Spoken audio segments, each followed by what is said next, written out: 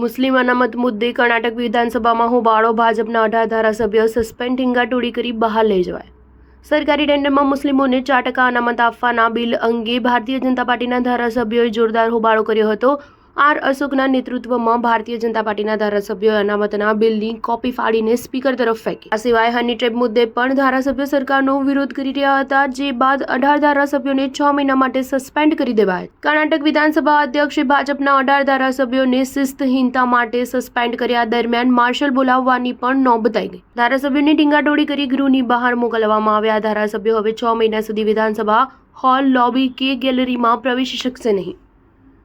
ધારાસભ્યોને સમિતિની ચૂંટણીમાં મતદાન કરવાની અનુમતિ પણ આપવામાં આવશે તથા 6 મહિના સુધી તમામ દૈનિક ભથ્થા પણ બંધ કરી દેવાય. કર્ણાટક સરકારના મંત્રી એમ.બી. પાટીલે આ મુદ્દે નિવેદન આપ્યું હતું કે સભ્યોનો વ્યવહાર કાયદાકીય રીતે તદ્દન અનુચિત હતો. એવામાં કાર્યવાહી 100% બરોબર છે.